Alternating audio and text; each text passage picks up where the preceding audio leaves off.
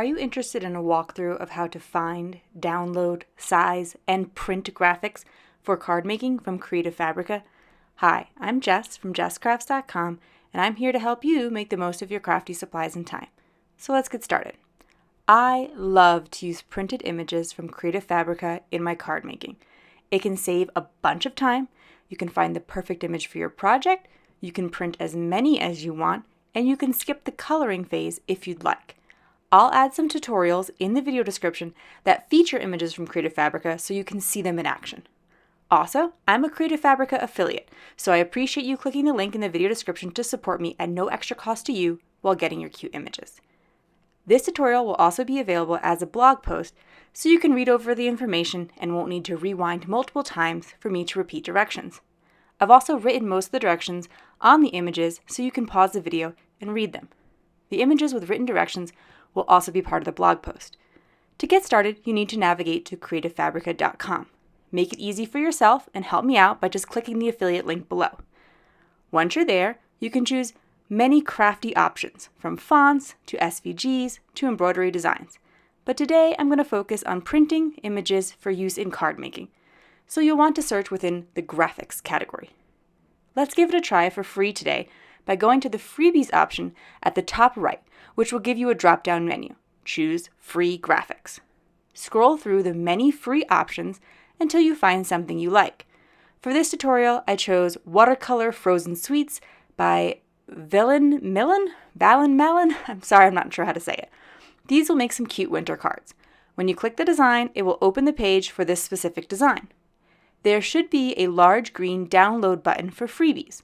For paid items, you'll need to proceed through checkout, but after the checkout process, everything should be about the same.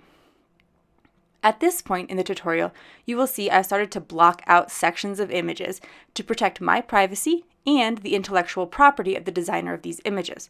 The black and white boxes won't appear for you on your screen.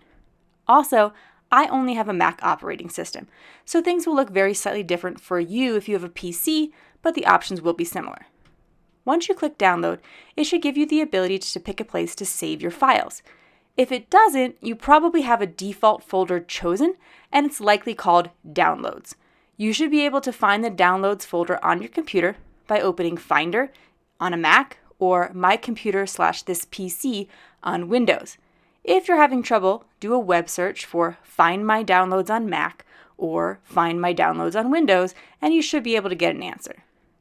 At this point, you can rename the file if you'd like. You can also keep things a bit more organized by creating special folders on your computer. Then, you need to open a folder where you've saved your file. Sometimes the downloads will appear on the bottom of your web browser, and you can simply click that. The folder will likely be zipped. Usually, you will only need to double-click the zipped file to unzip it. A zipped file is simply a compressed file so they can store more information and more images in a smaller download. After it is unzipped, it should appear as a normal folder on your computer. Double-click the unzipped folder to open it and see all the images. Choose the image you want to use and copy it.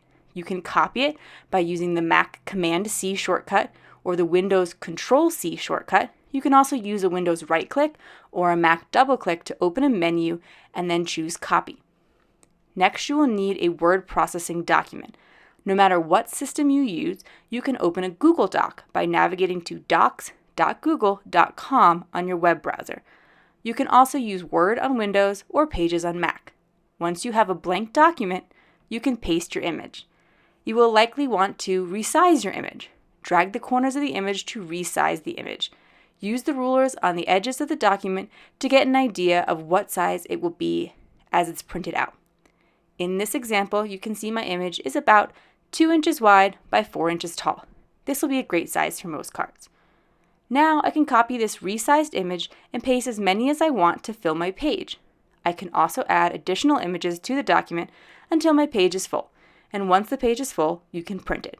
Of course, you can print a page that isn't full as well, but I like to keep mine completely full and use the best use of space.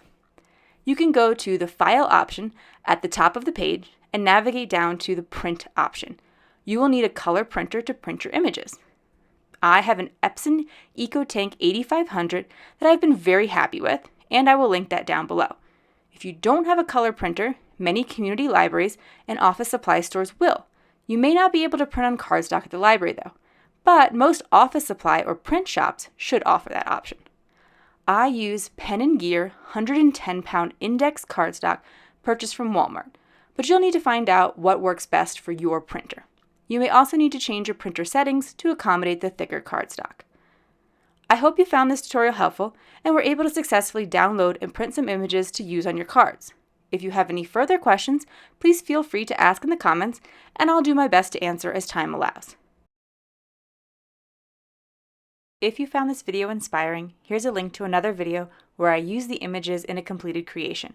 Let me know you like this video with a share to your crafty community, subscribe and click the bell so you don't miss the next template tutorial, and check the video description for product links. See you in the next video!